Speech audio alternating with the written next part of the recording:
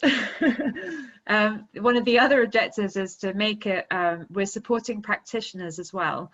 And I think this is a really important part of the project, which needs to be acknowledged and identified, is that well-being as a system, as a modality, tends to be undervalued. So most practitioners will spend a lot of time on their own. They do an awful lot of training, and they work in quite intense situations, dealing with trauma and various other things in close proximity. And there's very little support, and there's very little stability and financial security. I think, you know, it can be a very tricky world to live in, but the passion for it and the need for it is so great. So what we've kind of committed to do is make sure that we're creating a sense of community amongst practitioners as well. So as we go through this project, we're speaking to each other. We've got like a closed Facebook group where we can share. We've had meetings where we can all gather, and we're starting to talk about how can we feel supported and held as we go through this journey. And my supervisor is very specific and said the health of the community relies on the health of its carers. And I thought that was a really profound statement. And that's not just for practitioners in this circle. I think that's frontline workers, that's nurses, doctors, social workers, just generally in our society. I think carers tend to be undervalued. And by demonstrating our worth and creating something that honors that and acknowledges the worth of caring and supporting that, I think there's a potential to maybe shift that dynamic and that way that we perceive carers and perhaps take them for granted as a society.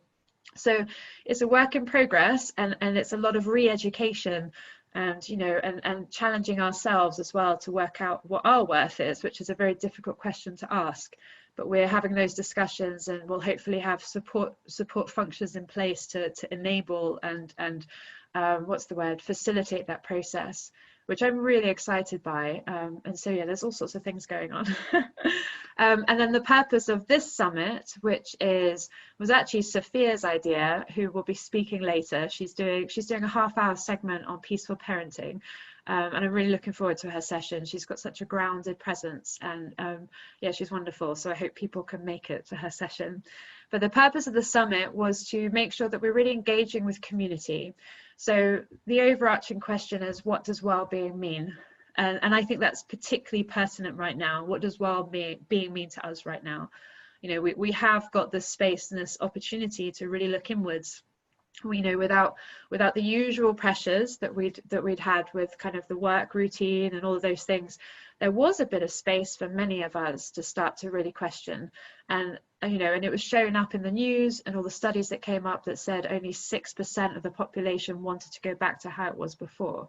So I think there was a real signal there that we want to change and that we want to live in a different way. So what does that look like, and what does that mean to us? We started with a short video campaign asking, what does well-being mean to you in 5 words or less? And it's been so beautiful and so powerful hearing everyone's voices coming forwards. I would love to get more in. If we could get more in, it would be great, like maybe 100, to really capture the essence of what our community thinks well-being is. And so much of it's creativity, connection, community. It was coming up over and over and over again. And I think that's exactly what we're demonstrating and exploring and sharing through this program, which is wonderful. And then the summit was an opportunity for practitioners to present the work that they share, and for the community to ask questions and to engage. And then for us to learn as much as possible, so that we make sure that the project that we create is a co-creation, that is a conversational process, a co-creation between practitioners, project and community, and make sure that we keep checking in with those relationship dynamics, and make sure that we're flexible enough to evolve with that. So it feels really exciting. I think that, you know, I've been very passionate about this for a long time, and I kind of forget that everyone else isn't necessarily where I'm at with that yet. But judging by the end of yesterday, I could see and feel and hear that everyone that participated yesterday was starting to feel that same level of excitement and passion and care for this work that we're doing. So I feel quite convinced that, you know, with a bit more time, a bit more space, a bit more opportunity to speak and share with people, that will just slowly build over time. And it is, you know, it's an organic process. It can't be rushed. It's a deep work again, and it takes time, and it needs patience and persistence and tenacity and all of those things that I'm sure all of us have. And I've got no doubt that we can do that together. So anyway, again, I feel emotional. Every time I do these talks in the morning, I get a bit teary-eyed because it's actually seeing it come together. It's been in my head for a long time, so amazing to actually watch it start to manifest. So I think I've probably rambled on enough now. It would be lovely to hand over to Rosie for a few minutes from Independent Oxford, and just a quick shout out to Rosie, because without her I don't think this work could really happen. She brings something else to the project that I'm going to generalize slightly, but I think what most practitioners lack, which is an ability to really bring these things together and present them in a way that is accessible to community. And she's so passionate about building collectives and you know, co-creation, and she's been an absolute amazing asset through all of this. So Rosie's going to share a bit about how to support us and where we go from here. So thank you, everyone. Oh, Laura. Yeah, I mean, I just think that, you know, hearing Laura talk about it again, it's just, yeah, it does bring a tear to your eye, because it is so important. I just feel like this, you know, this is the time. This is the time that we need to be, you know, re-looking at well-being and what it does, you know, what it means to people and community. I feel really passionate about community, bringing people together.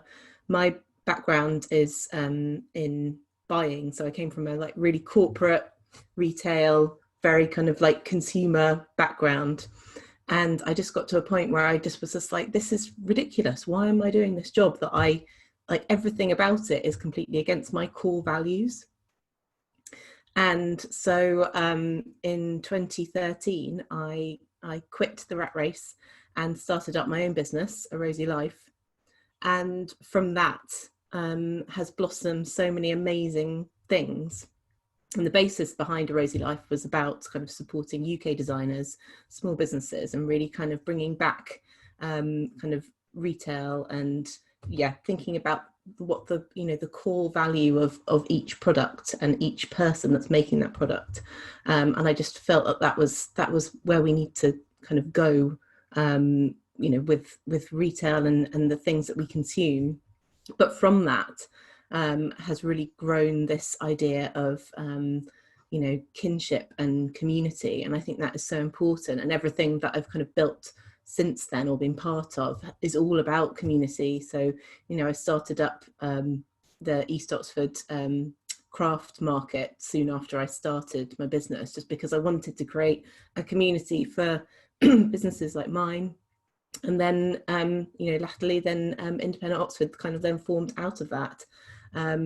So it's just, thanks for your little dance, Claire. So, and it's just, it is absolutely like the most important element of everything that I do now is always thinking about community and working together. And having, you know, running business on your own is really isolating and can be really lonely.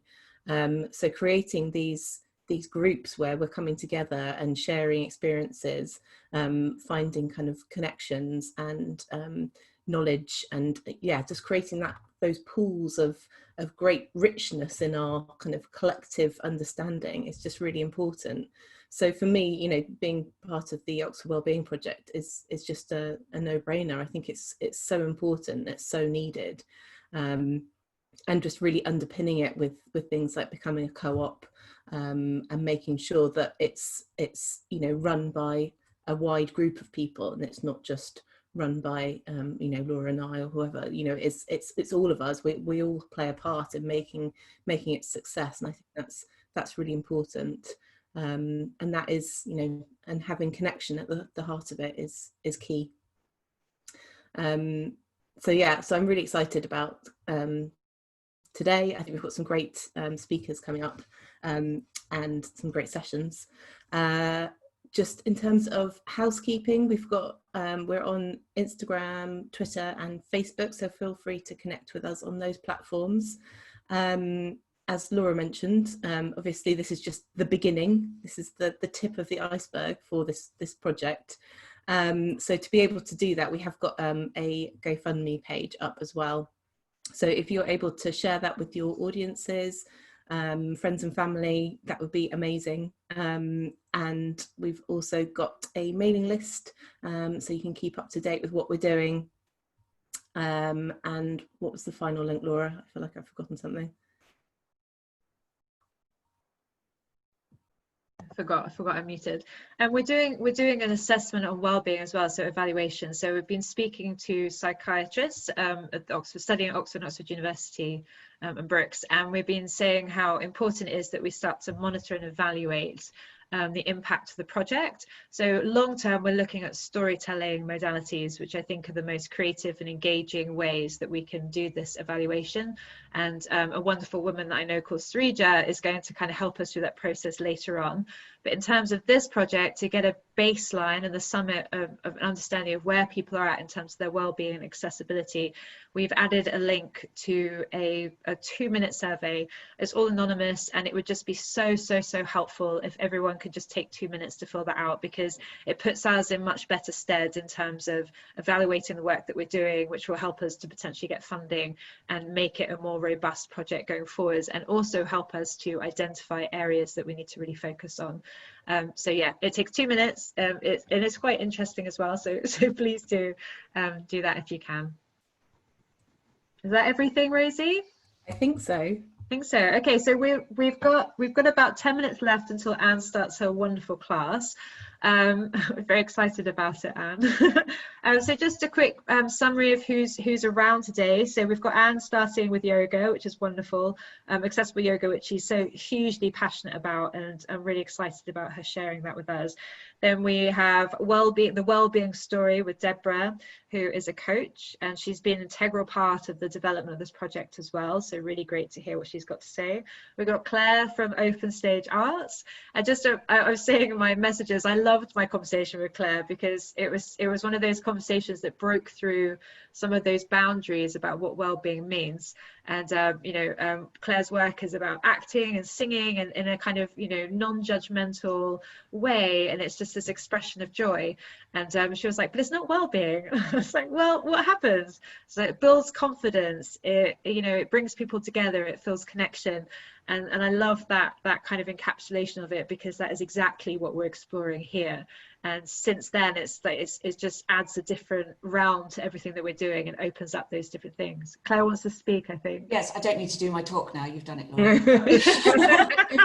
Yeah. No, but I've had a bit of an epiphany after our talk and last night, and when I woke up this morning. Everything that's been going on here has given me a bit of an epiphany about my well-being, and that what I'm doing is relevant.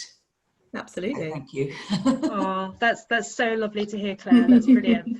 And that's kind of what this project is about as well, as people reevaluating their own process and their own experience, and also connecting people. I've seen so many people so far connect and say, right, we're going to be in touch because we're doing something that supports what you're doing, which is fantastic. Then we have a lunch break after Claire. And then we have Emily Marshall, who will be sharing singing, which I'm really excited about. Voice and expression and all of these things, it's so vital. And there are so many, studies that demonstrate the benefits of voice and singing. And it looks like Emily wants to speak. Does she want to? Is she okay? And then we have Sally Harris doing a very gentle meditation and looking at the negativity bias, which I think everyone could benefit from. And she's a wonderful presence as well. And then Emily Jacobs talking about Unshamed. And the response to this has been quite phenomenal. I think it's definitely tapping into something lots of people need to look at and talk about. So really excited about that later on. And then we have the lovely Sophia talking about peaceful parenting. And then Diane Regisford, who's also part of the steering committee, and she's got a very, very strong, powerful presence, and she works with the African diaspora. and she is being very courageously putting herself forward as someone who can hold space to start to have those difficult conversations around race and rebuilding trust and all of those things. So it'd be really interesting to see all of this come out later on today. So that's kind of a summary of what's ahead. Do invite your friends to join if they've got some time. So we just have one link per day to make it as simple as possible in the admin, but as you've probably gathered from earlier conversations, we've had some issues with it. So what we're asking is to people, please register, because then we have your name on a list. Then if you come into the waiting room, we know it's you and we can let you in. So if you do have friends joining, just a gentle reminder to them to make sure they register through Eventbrite. And if they're struggling, to contact us directly or the email, and we'll make sure they're let in. So apologies for any confusions around that, but it's really important that we hold this space and that it feels safe for everyone. So I'd rather we were erring on the side of caution and keep containing that space than having it too open and risking something similar as yesterday. So anyway, I hope that's helpful for everyone. It would be great. We've got 5 minutes for Anne starts, and I think before each session it's really lovely to just have a bit of a break, comfort break, walk around the room, cup of tea, wherever it is that you need, and then for 10 o'clock we'll come back and introduce Anne for her beautiful morning session. All right, thank you everyone. We'll see you in 5 minutes.